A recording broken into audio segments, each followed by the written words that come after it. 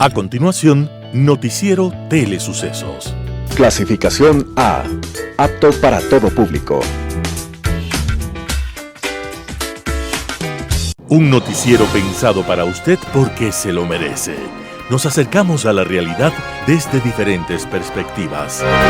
Noticiero Telesucesos.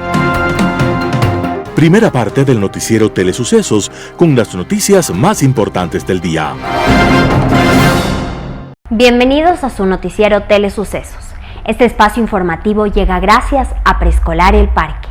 Estamos seguros de ser únicos por haber creado un lugar especial en que las fantasías de los niños se hacen realidad y haber desarrollado un lugar excepcional para crecer, aprender y ser felices.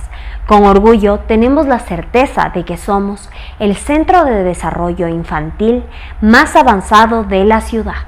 Comuníquese al 099 7372 081. Sean ustedes bienvenidos a su noticiero Telesucesos.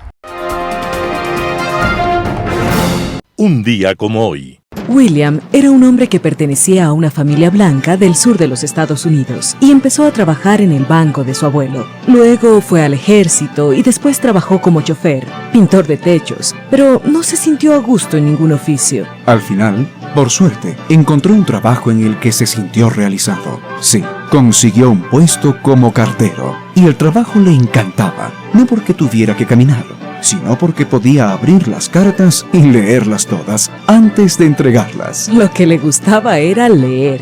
Y después descubrió que también le encantaba escribir. Y escribió tanto y tan bien que terminó ganando el Premio Nobel de la Literatura. Este cartero indiscreto se llamaba William Faulkner y fue el primer galardonado que en el discurso de aceptación no pronunció palabras protocolarias o de humillación ante los reyes y autoridades.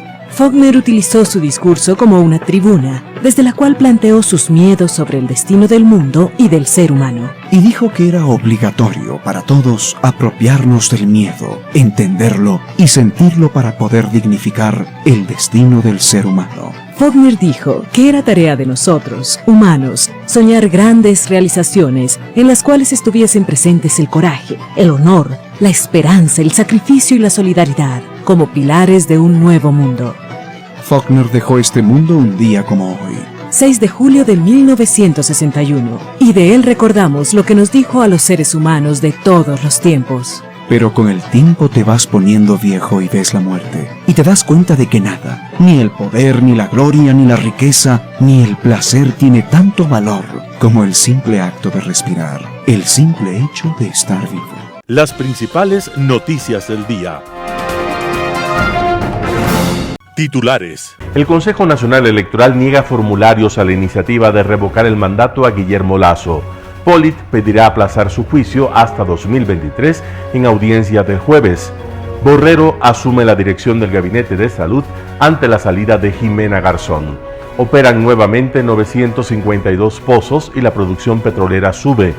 El 39% de los niños indígenas menores de 2 años sufre desnutrición. En el segmento de opinión, Quo Vadis, un crimen pretender alterar la votación en la Asamblea y trabajar por la reconstrucción. En política internacional, olvidar lo importante. Los editoriales serán de Talía Flores, remodelar el gabinete y enmendar el rumbo, las urgencias de Lasso. Hernán Pérez Luz, democracia secuestrada. José Hernández, el mayor lío no es Lasso, es el Estado. Noticias del día. CNE niega formularios a la iniciativa de revocar el mandato a Guillermo Lasso. El Consejo Nacional Electoral, CNE, resolvió la noche de este 4 de julio del 2022 negar el pedido de revocatoria del mandato en contra del presidente Guillermo Lasso. La iniciativa fue presentada por un colectivo en Guayaquil que argumenta que en su primer año han habido incumplimientos a su plan de gobierno. El CNE aprobó un informe jurídico que concluye que la petición no cumplió con los requisitos para recibir los formularios de recolección de firmas. Este asegura que la petición no adjunta ninguna evidencia ni documentación sobre los supuestos incumplimientos del plan de trabajo. Según el análisis del CNE, una sentencia previa del Tribunal Contencioso Electoral, TCE, les obliga a revisar que no haya vicios de ilegalidad o inconstitucionalidad en la iniciativa de revocatoria del mandato. Con esa base concluye que la petición hace conjeturas de manera general y no cumple con el requisito de motivación.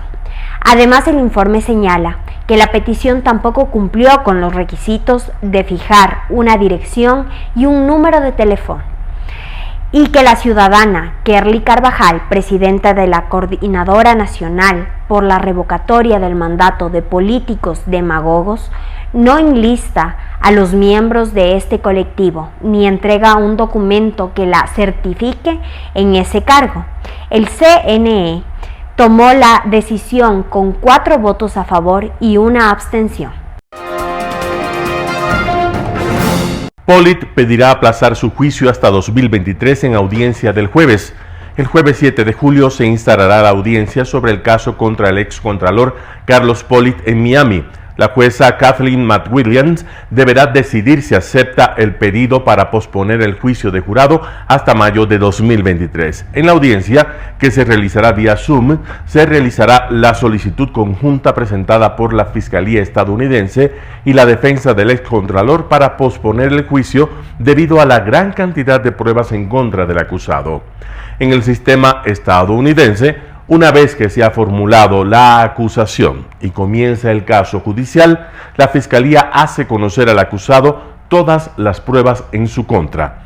El juicio de jurado está previsto para la segunda quincena de julio, pero debido a la cantidad de pruebas, las partes acordaron pedir que se aplazara para fines de la próxima primavera, es decir, hasta 2023.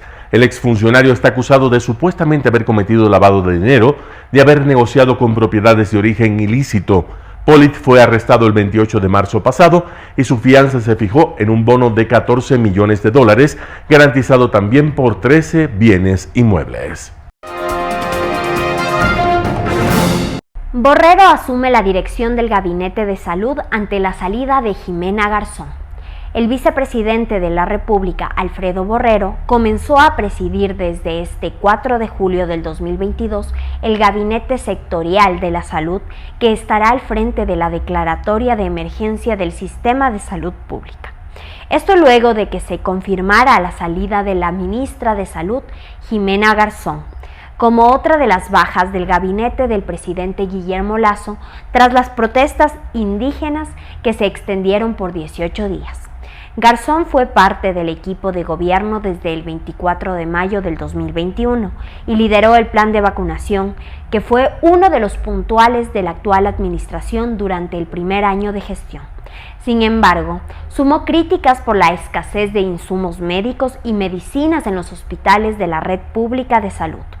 Al asumir el gabinete sectorial, Borrero recordó que hace un año analizó la situación de 65 hospitales y ya en ese entonces dijo que la salud estaba enferma. Se han dado pasos importantes, pero todavía hay mucho que hacer, señaló. Se espera que en las próximas horas el presidente Lasso haga oficiales los cambios en su equipo de gobierno y quiénes serán sus reemplazantes. Operan nuevamente 952 pozos y la producción petrolera sube. Después de que terminó el paro nacional, la producción petrolera de Ecuador subió al pasar de 267.051 barriles diarios el 30 de junio de 2022 a 461.637 barriles diarios el 3 de julio. Esto significa una recuperación del 77% en 4 días, pero aún no ha alcanzado la producción registrada antes de las protestas. El 12 de junio, un día antes de que inicien las movilizaciones indígenas convocadas por la Confederación de Nacionalidades Indígenas del Ecuador, CONAIE, la producción petrolera alcanzó los 499.005 barriles. El ministro de Energía y Minas, Javier Vera Grönauer, informó que se han rehabilitado 952 pozos petroleros de los 1.142 que fueron apagados o sufrieron daños durante las manifestaciones. Es decir, aún falta por recuperar la operación de 190 pozos o el 8% del total. Vera ha señalado que atrás de los actos vandálicos que sufrió el sector petrolero hubo un plan organizado. Se sabía dónde generar daños. Por eso, la recuperación de la producción de algunos pozos tomará varios días y hasta semanas, explicó el funcionario.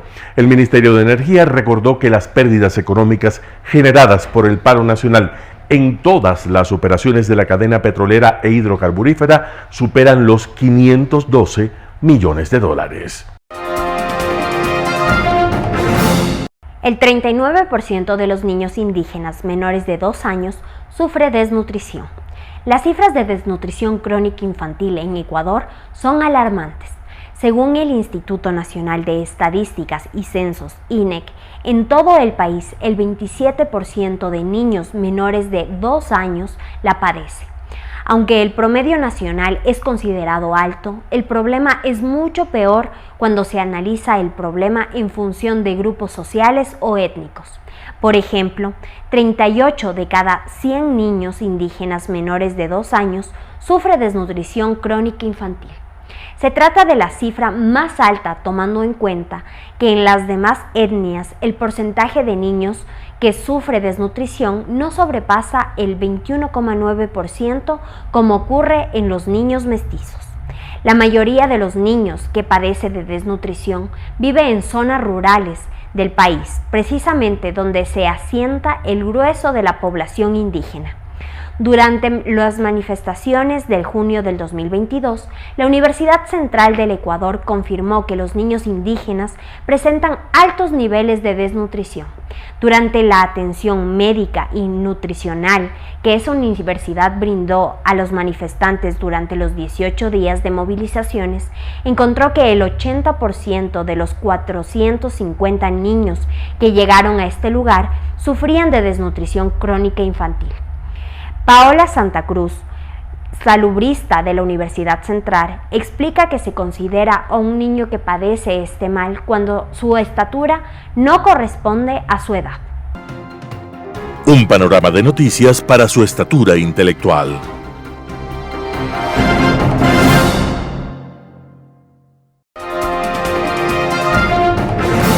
Opinión. Entre 1895 y 1896, el escritor polaco Henryk Sienkiewicz escribió la novela Quo Vadis, que quiere decir ¿a dónde vas? Esta se ambienta en los últimos 6 años del gobierno del emperador Nerón y, aparte de la fábula que contiene la historia, relata algunos hechos relevantes, como el incendio de Roma o la persecución contra los cristianos. Este título ha sido utilizado por diferentes científicos sociales y líderes de opinión para hacer referencia hacia dónde va una sociedad en un momento determinado. Y en el caso del Ecuador, esta es pertinente para los tiempos que vivimos. Después de 3 semanas de paralización, incertidumbre, violencia y hartazgo por parte de la ciudadanía, el gobierno nacional y la CONAIE decidieron llegar a un acuerdo que incluye la reducción del precio de los combustibles, la derogatoria del decreto ejecutivo número 95 y la modificación del 151. Estos 2 últimos están relacionados con 2 actividades económicas fundamentales para el país: la extracción de petróleo y la minería. Estas decisiones afectarán sin duda el presupuesto del Estado. Por un lado, se destinarán más recursos para financiar el subsidio a los combustibles con un valor cercano a 350 millones de dólares y habrá que esperar cuál será la nueva política petrolera en un contexto donde cada vez se hace mayor énfasis en la transición a energías limpias. De igual manera, es importante evaluar el impacto del acuerdo entre el gobierno y el movimiento indígena para las inversiones mineras. El país posee un potencial enorme en esta materia y es necesario tomar en cuenta el desarrollo de nuevas tecnologías que permiten un aprovechamiento de estos recursos con un impacto menor sobre el medio ambiente. Pero la dimensión económica de los resultados de la negociación no son la única arista a la que debemos dar seguimiento. Tal vez la más importante es la fractura de la sociedad ecuatoriana, misma que se hizo evidente en los discursos racistas y de polarización. Este tema es muchas veces invisibilizado o muchos consideran coyuntural, pero es justamente en hechos como el paro nacional donde estos síntomas se hacen presentes, manifestando un problema estructural que no ha sido atendido por ningún gobierno y que cada vez más se parece a una bola de nieve. Si no se presta atención a estas fracturas, la sociedad ecuatoriana corre el riesgo de una división mayor, siendo el caldo de cultivo perfecto para el aparecimiento de líderes que exacerben el conflicto en lugar de apaciguarlo. A esto se suma una violencia sin precedentes en la protesta social, misma que la deslegitima y preocupa. Las capacidades operativas de ciertos grupos que claramente disponen de recursos y entrenamiento para enfrentarse contra las fuerzas del orden deben ser observadas y tratadas por parte de las autoridades para desarticular a cualquier grupo que pretenda en un futuro arrebatarle el monopolio del uso legítimo de la violencia al Estado. ¿A dónde vamos, Ecuador? Debe ser no solo un cuestionamiento, debe guiar de manera urgente el trabajo de quienes diseñan, implementan y evalúan políticas públicas. Debe obligar a la academia también a realizar investigaciones sobre estos temas y debe clarificar el país al que queremos llegar. No debemos perder más tiempo, debemos hacerlo ya. Opinión. Bienvenidos, señoras y señores. Si algo hay que preocuparse es de esto escandaloso que todavía no está en la dimensión que habría que poner. ¿Que se equivocaron o alteraron el sistema informático para ejercer el voto electrónico?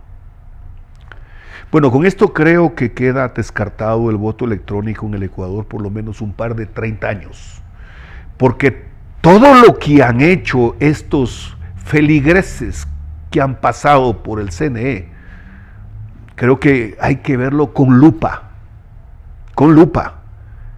Pero si en las asambleas en eso, ¿cómo no pudieron haber hecho quién sabe qué cosa? Pozo. Domingo 7. Sí, por supuesto.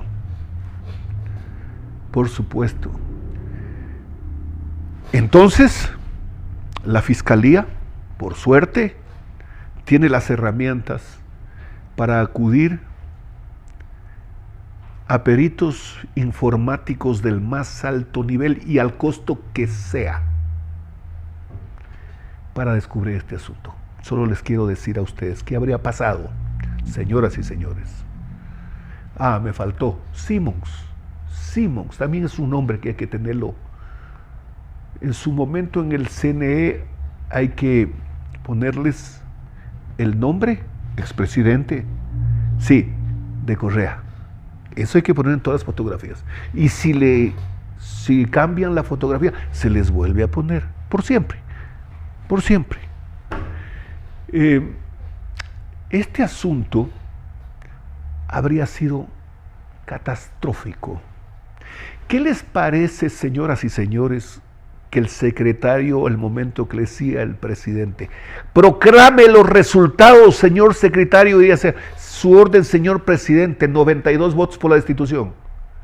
Ese rato Isa y compañía se tomaba las calles. La fuerza pública, por supuesto, tenía una especie de stop. Las Fuerzas Armadas igual y la policía. ¿Qué les parece? Y que eso no era verdad. Y el señor Bacigalupo decía, aquí está mi voto. Yo voté no a la destitución. Y la señora Vilma Andrade y el presidente de la Izquierda Democrática. Qué infelices son. Ese rato, pues el presidente Lazo y su equipo hubiese reaccionado. ¿Quién sabe si dictando la muerte cruzada? No sé. Pero pudo eso haber desembocado en una guerra civil. De suerte que a estos autores y al autor mediato. ¿Quién es el autor mediato? ¿El que amanece de componedor y termina de conspirador? Bueno, pues, ¿quién estuvo al frente del equipo? ¿Quiénes estuvieron la noche anterior? ¿Con quiénes se comunicaron? Ahí están los teléfonos, en las operadoras. ¿Con quiénes se comunicaron? Sí, también en los teléfonos fijos de CNT. Claro, ahí está el registro. Por supuesto. Así que este asunto no puede quedar, pero ni la más mínima sospecha,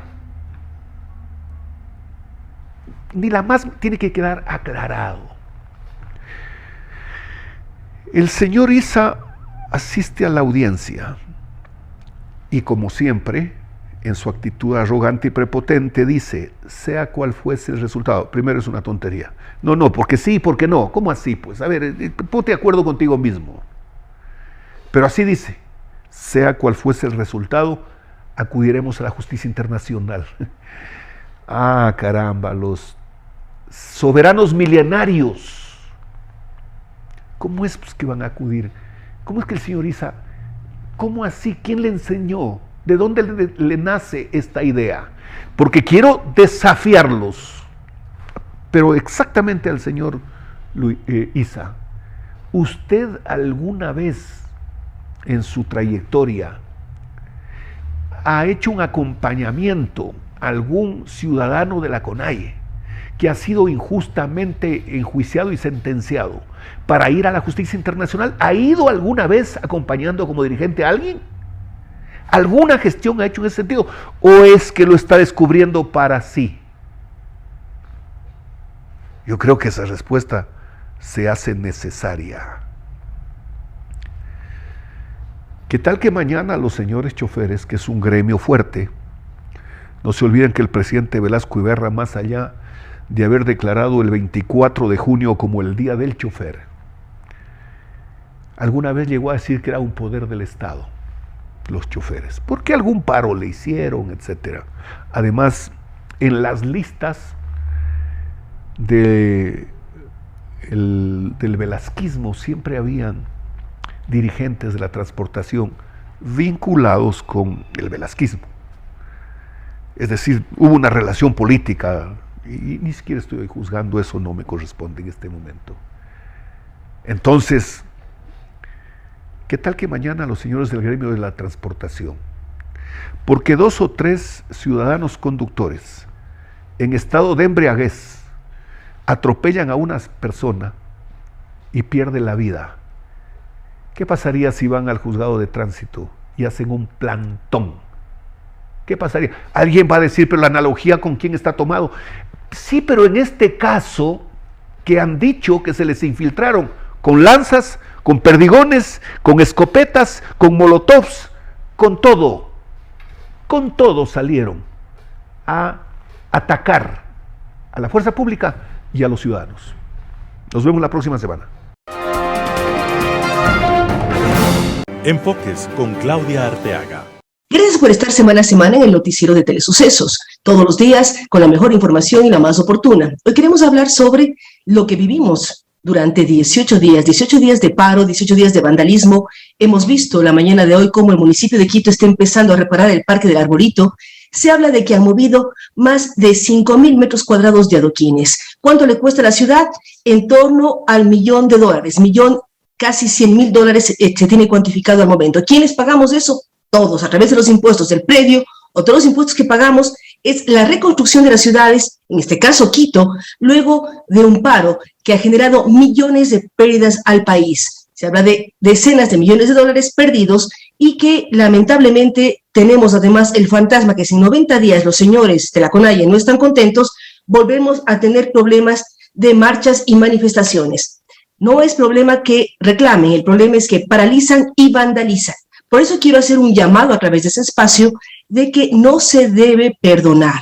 Puede perdonarse, pero debe sancionarse. Es decir, quienes fueron causantes de desmanes, quienes quemaron equipos de la policía, quienes vandalizaron convoys con alimentos y con medicinas, dejaron que la gente muera en ambulancias por no dejarle pasar, deben ser sancionados. No podemos volver a caer en la impunidad que genera, además, que la siguiente protesta sea más compleja. Lo importante es que el gobierno dialogue, que el gobierno ceda, que el gobierno haga más obra social, no bajando los combustibles, porque si uno piensa que los 15 centavos de bajada significan 400 millones de dólares, imagínense, ¿por qué el gobierno no negocia y dice esos 400 millones de dólares van para salud, van para educación, van para ayuda directa a quienes más lo necesitan, que no tienen transporte, que no tienen vehículos?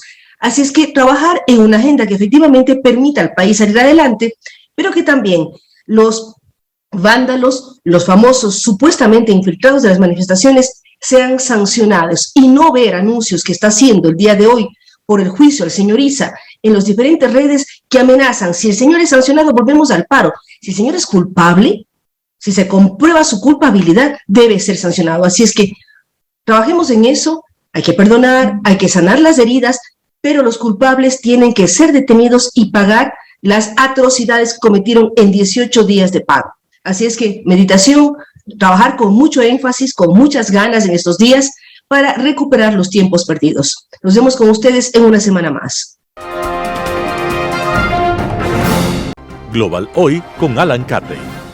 Cuando los árboles no dejan ver el bosque, la solución es alejarse un poco para recuperar la perspectiva, detener el frenético ritmo que el entorno pretende imponernos y permitir la reflexión paciente sobre lo importante por encima de lo urgente.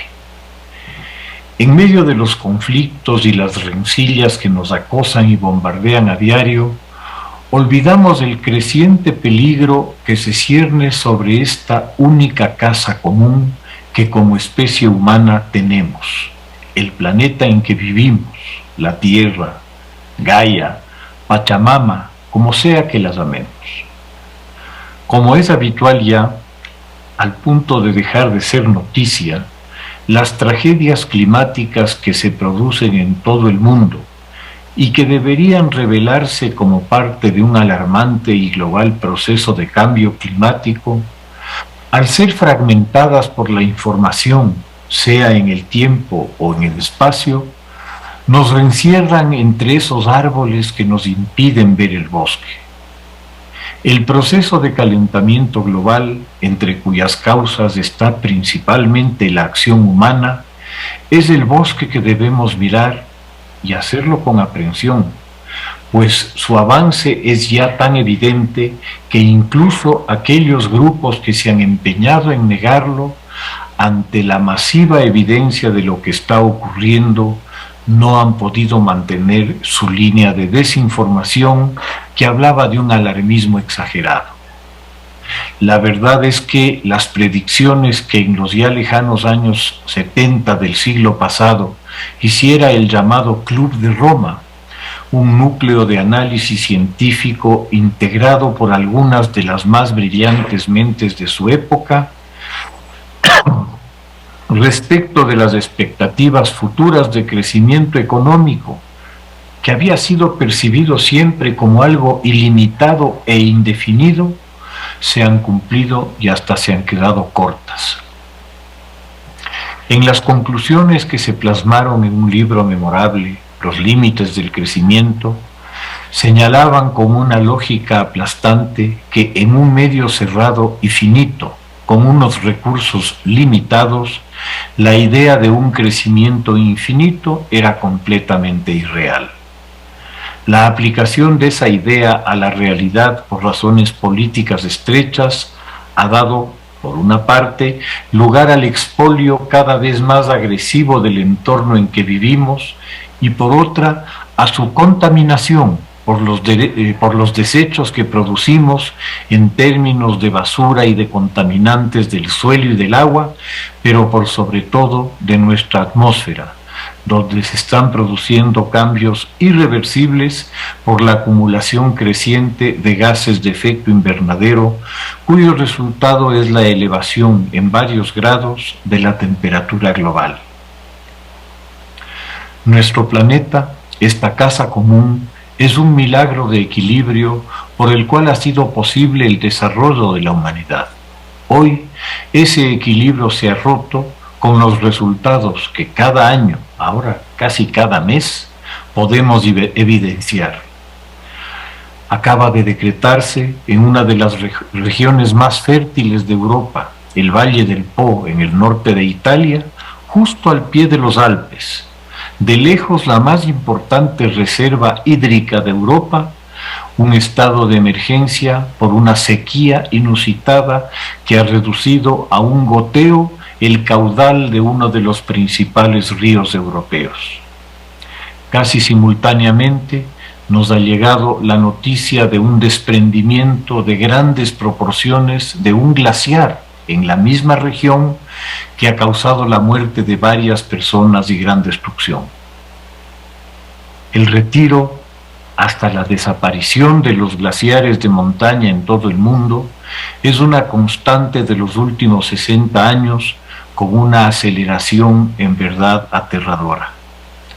Para entenderlo, las fuentes de agua de Quito y de buena parte de las ciudades serranas proviene de glaciares andinos cuyo tamaño y grosor se han ido reduciendo de año en año. Y el problema de los glaciares es que no se reconstituyen con unas pocas lluvias o con un buen invierno. El proceso requiere muchos años para volver a formarse, años de clima más frío con mucha humedad. El 80% de los glaciares tropicales han desaparecido ya y con ello su función de ser grandes reservorios de agua dulce, fuente esencial de vida para nosotros, nuestros cultivos y ganados. Los reportes que se tienen sobre los grandes glaciares himalayos, fuente de vida para cerca de 3.500 millones de seres humanos en China, India, Pakistán y otros estados regionales, son igualmente graves y preocupantes. Mientras la sequía acecha en el norte, con informes de máximos históricos en el oeste de Estados Unidos, donde parece incontenible el proceso de desertificación, en Australia se han debido realizar evacuaciones en Sydney por inundaciones extremas que se han vuelto recurrentes en los últimos años. Mientras tanto, por nuestra incapacidad para enfocarnos en este bosque, tenemos hoy al mundo en vilo por una guerra absurda cuyas consecuencias sobrepasan largamente a los contendientes. La escalada de los precios de la energía y de los alimentos probablemente determinará que en Europa, a falta del gas ruso sancionado para el próximo invierno, se reinicie el uso de las generadoras eléctricas a carbón que se habían detenido por su generación masiva de gases de efecto invernadero, alejándonos un poco más de los famosos objetivos de reducción de emisiones y de las cacareadas políticas de neutralidad de carbón para 2035. El lamentable fallo reciente de una lamentable Corte Suprema en Estados Unidos acaba de limitar las posibilidades de control de emisiones de la máxima autoridad federal, la Agencia de Protección Ambiental, en un país que es uno de los mayores generadores de contaminación calórica. El fallo dificultará la aplicación de normativas más severas para tratar de asegurar una transición más rápida a sistemas de generación eléctrica limpia, lo que pone en duda los compromisos del país para alcanzar la neutralidad en 2035. Poco se está haciendo ante el irrefrenable ascenso del nivel del mar, que será de pocos centímetros al año hoy, pero que con el acelerado deshielo de los mayores reservorios de agua dulce del mundo, la Antártida y Groenlandia, ese ascenso podría tener catastróficos resultados para países de extensas llanuras costeras con muy poca elevación. El caso de Bangladesh es emblemático, pues una subida de 1 metro en el nivel del mar sumergiría a más de la mitad del país. Cerca del 70% de la población mundial vive a menos de 100 kilómetros del mar, con lo que es evidente el riesgo que el ascenso de ese nivel significa. He ahí el bosque que no logramos ver por nuestra obsesión de mirar los árboles uno a uno. El no hacerlo es asegurarnos en plazos breves que en lugar de árboles y bosques, nuestros hijos y nuestros nietos deban mirar eriales y desiertos. Muchas gracias. Editorial. Remodelar el gabinete y enmendar el rumbo. Las urgencias de Lasso. Artículo de Talía Flores publicado en el portal Primicias. Los ecuatorianos intentan reponerse de los aciagos 18 días vividos, durante los cuales daba la impresión de que el país se iba a pique hasta que se firmó el Acta por la Paz y surgieron las interrogantes. ¿Cómo llegamos a esto? ¿Cómo conjuramos para siempre este mecanismo de coerción que paraliza y violenta al país hasta sentar a la mesa al gobierno para que acepte las demandas? Se impone una profunda reflexión colectiva para reconocer los errores y enmendar, pero sobre todo para permanecer alerta como sociedad a fin de que las autoridades no repitan jamás los desatinos cometidos y tengan que pagar por la vía de la presión en las calles un alto precio político y económico. La pérdida de $1.000 millones por el paro exige una conducta responsable y una sensibilidad humana superior para arrimar el hombro y trabajar para que el país se reponga. Los menos de 90 días que tienen el gobierno, la CONAIE y las organizaciones sociales para viabilizar los compromisos serán trepidentes y no exentos de riesgos. Hará falta mucha serenidad. Para el Ejecutivo, todos los escenarios son de alta volatilidad y está solo.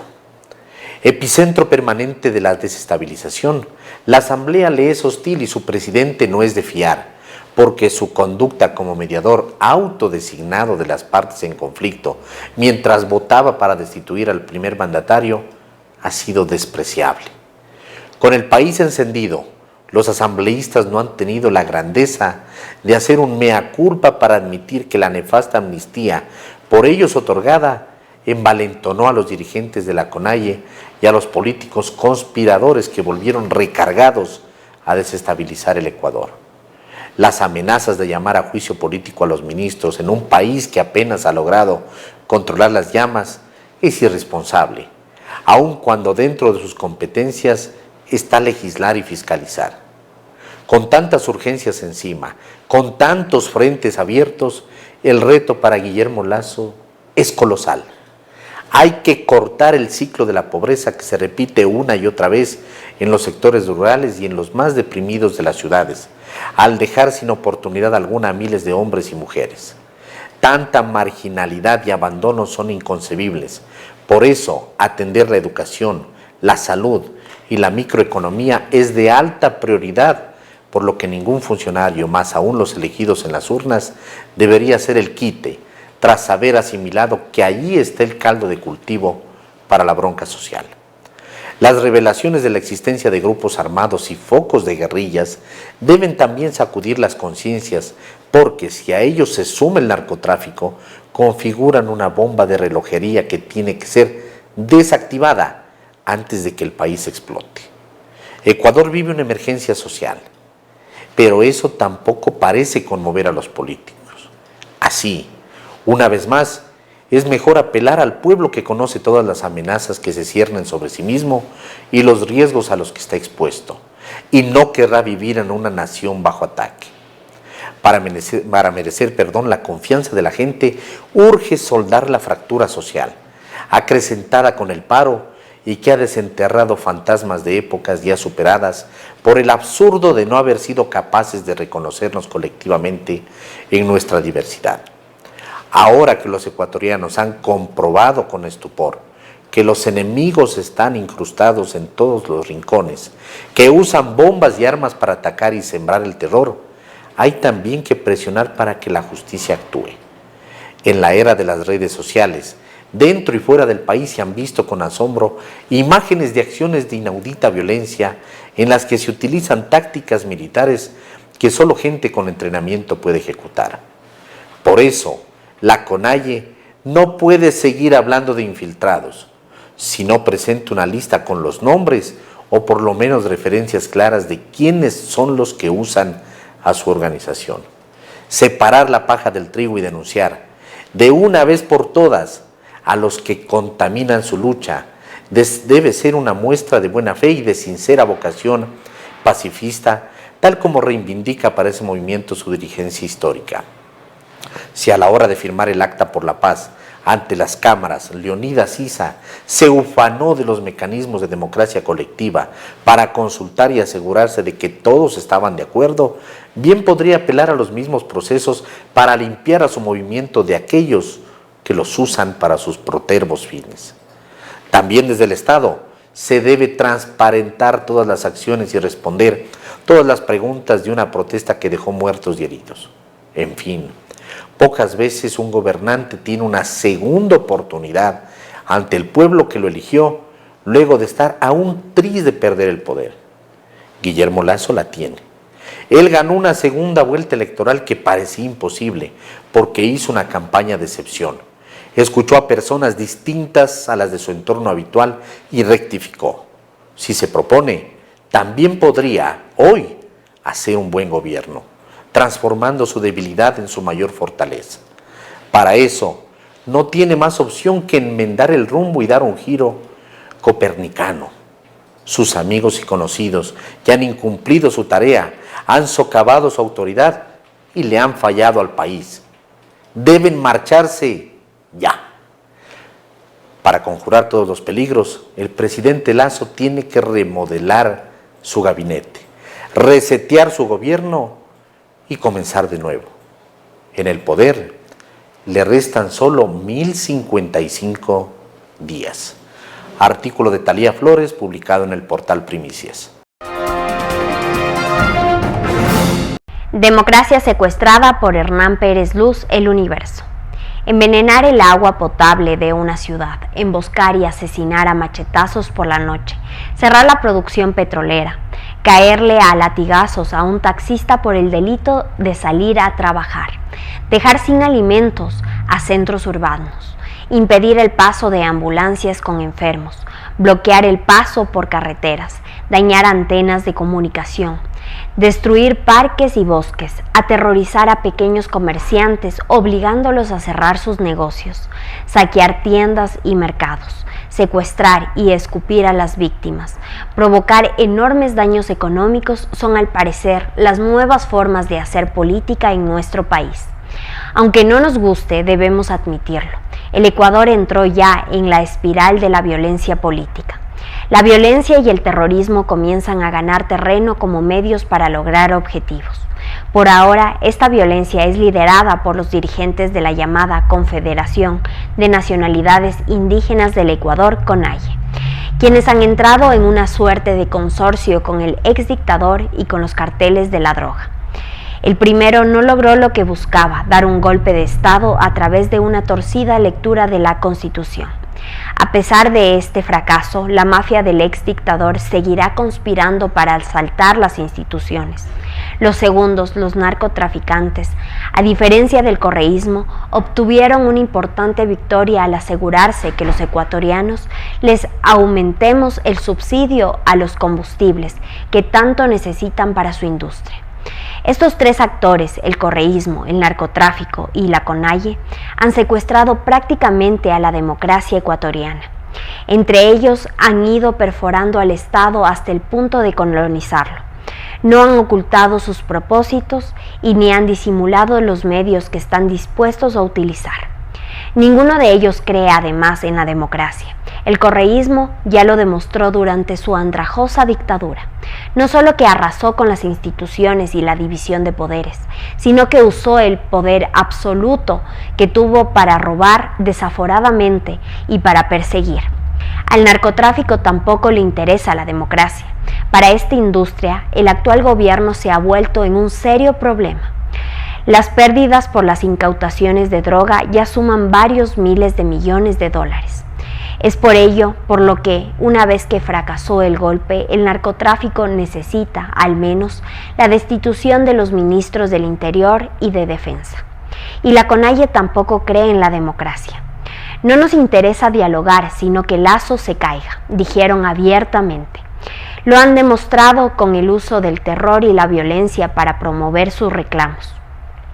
La teoría de los infiltrados ya es insostenible, pero sobre todo ha sido la manipulación ideológica que estos dirigentes han hecho de la pobreza en las que viven muchos indígenas la que delata su vocación antidemocrática e inspiración fascista. Después de leer las demandas de la CONAIE y de escuchar su discurso de comunismo andino, es fácil concluir que ella se ha convertido en una fuerza retardataria del desarrollo económico y social del país.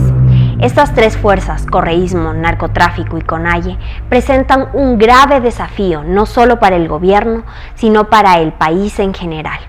Para vencerlas se requiere de una ciudadanía organizada y participativa, que vele por el imperio de la ley y el respeto a la convivencia democrática.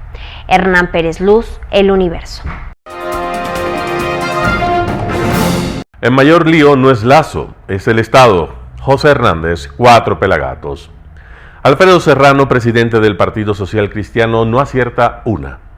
La semana pasada estuvo en Ecuavisa y en una de esas proezas retóricas que acostumbra, dijo cuál es el problema del gobierno de Lasso: haber hecho una alianza con Pachacutic en mayo de 2021. Serrano olvidó decir que en la opción que ellos propusieron a Lasso venía como premio mayor el correísmo con Comisión de la Verdad para limpiar su expediente judicial. De eso, claro, no se habla. El simplismo de Serrano es equiparable al maniqueísmo de Rafael Correa. Otros dirigentes políticos permanecieron más discretos durante las semanas del paro. Les hizo entender esa azonada que Ecuador está frente a algunos problemas que son del Estado y no del gobierno de Lasso, como tampoco lo fueron exclusivamente del de Lenín Moreno. Un Estado que no actúa y que en su ineficiencia ni siquiera puede defenderse y mira en momentos de conmoción hacia las fuerzas del orden como reducto de salvación. Un presidente se puede reemplazar, pero el Estado no, es insustituible. Por eso los dirigentes políticos, no solo ellos, pero ellos en prioridad, deben aportar respuestas ante estos escenarios. Número 1, un choque de mundos. Ecuador que debió encaminar, no resolver, las diferencias abismales con el mundo rural, en el caso de los indígenas, constitucionalizándolas en los derechos consagrados. Desde el primer artículo de la Carta Magna se reconoce que el Estado, además de ser social, democrático, soberano, independiente, unitario y laico, es intercultural y plurinacional. Se reconocen los idiomas ancestrales, las nacionalidades, las jurisdicciones, las circunscripciones territoriales y los gobiernos indígenas, también la justicia indígena. Sin embargo, los indígenas no se sienten integrados, no respetan la Constitución ni las leyes, y cuando las violan reclaman impunidad total. Número 2, ¿qué hacer con los indígenas? Al parecer esa pregunta no existe en la costa. Es un problema con el que se topan sus políticos, últimamente Rafael Correa y ahora Guillermo Lasso, cuando llegan a Carondelet. Esta vez Cynthia Viteri se limitó a tener listas volquetas con piedras en el puente de la Unidad Nacional e hizo mercadeo político con 2 imprecisiones. Pidió abrir la frontera sur cuando estaba ya abierta y dijo que si no nos quieren mandar alimentos de la sierra, los traerá del Perú. Una fórmula absurda que muestra su total incomprensión de lo que es un paro indígena. En Guayaquil hubo voces, pocas por ahora, que resucitaron la tesis del separatismo o del federalismo. Queda claro que el tema indígena es distante y ajeno para la costa. En la sierra y en la Amazonía, ese interrogante se complicó. Lo que se veía como una cuestión de pobreza se bifurca en problemas insolubles por ahora, uno político y otro de orden público. Por lo que está sobre la mesa, nadie sabe cómo solventar los dilemas que plantea el mundo indígena. 3.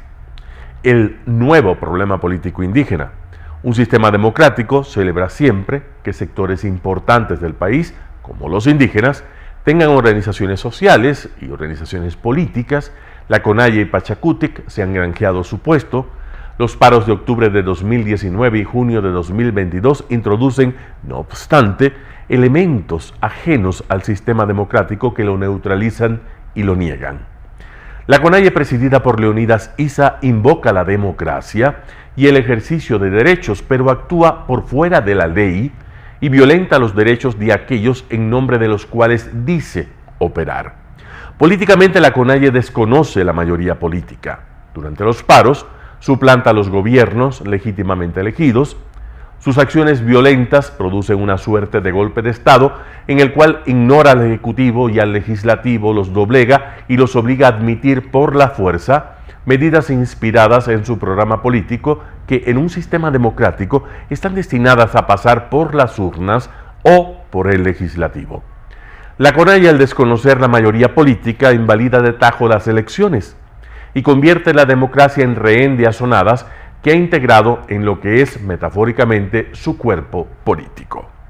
Número 4. La violencia como medio político. En octubre de 2019 y ahora, la CONAIE ha recurrido a la violencia, el vandalismo y el terror para someter a la sociedad y doblegar al gobierno de turno. Esas masas de campesinos convertidos en fuerza de choque recuerdan, así sea con abismales diferencias, lo que hizo Pol Pot de 1975 a 1979, cuando usó a los campesinos para imponer el terror en Camboya. La CONAIE ha convertido a la violencia en un método de sometimiento del país a los designios de sus líderes. El país no tiene aún respuesta ante esa encrucijada. Y en vez de que el Estado vaya aguas arriba, saque lecciones de lo que ha ocurrido, trabaje en mecanismos legales de disuasión, esperó la nueva azonada y volvió a esgrimir la misma respuesta. Decretos de estado de excepción que, como en octubre de 2019, volvieron a ser violados por la CONAIE y por sus aliados. El Estado volvió a sucumbir ante la violencia propiciada esta vez por campesinos convertidos en delincuentes y grupos abiertamente paramilitares. Aquí hay preguntas abiertas que ojalá respondieran los dirigentes políticos. ¿Hay cómo contrarrestar los mecanismos violentos y terroristas de la CONAIE sin llegar, si puede ser evitada por parte del Estado, al uso de la fuerza letal? ¿Hay políticas de seguridad eficientes que las fuerzas del orden no usan y que podrían ser disuasivas? ¿Hay acciones que el Estado no utiliza y que los violentos entenderían antes de atentar contra la población, la propiedad privada y los bienes públicos? ¿Hay acciones de guerra no letales que las fuerzas del orden podrían emplear contra esos violentos para neutralizar sus acciones? Si todo eso existe, ¿por qué la policía y los militares no los usan? 4 Pelagatos examinará esto en otro artículo, pero el número 5 es la impunidad. La impunidad como madre de todo delito. Hay un acuerdo tácito en la opinión que se expresa en redes sociales. No puede haber impunidad como hubo en octubre de 2019.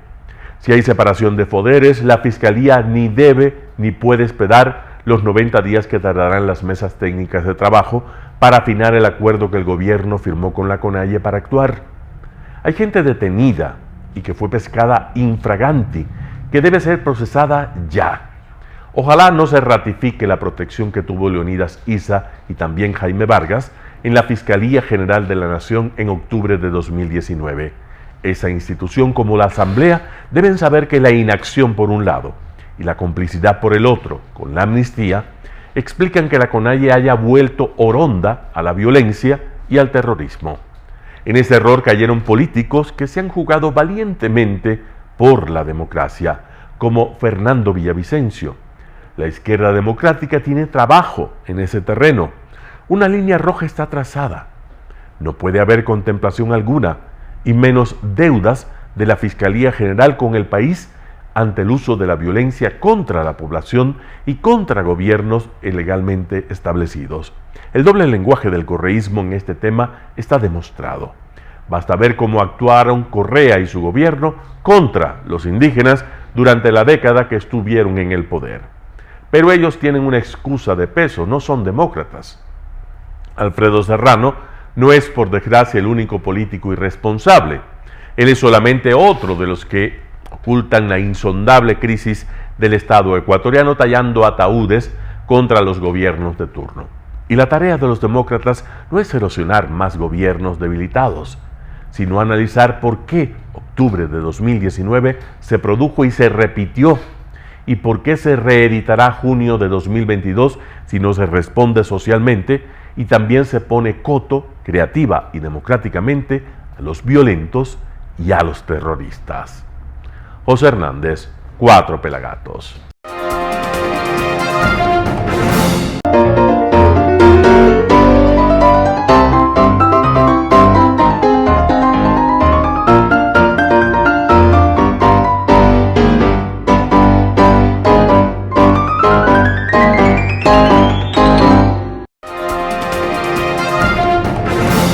Gracias por sintonizar el noticiero Telesucesos.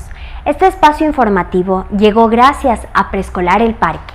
Estamos seguros de ser únicos por haber creado un lugar especial en que las fantasías de los niños se hacen realidad y haber desarrollado un lugar excepcional para crecer, aprender y ser felices.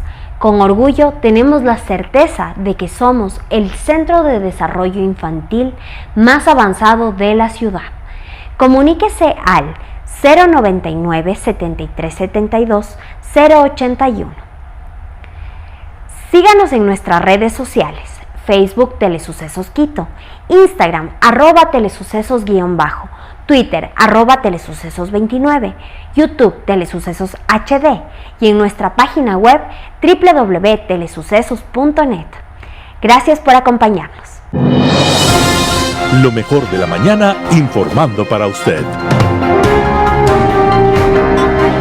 Noticiero Telesucesos.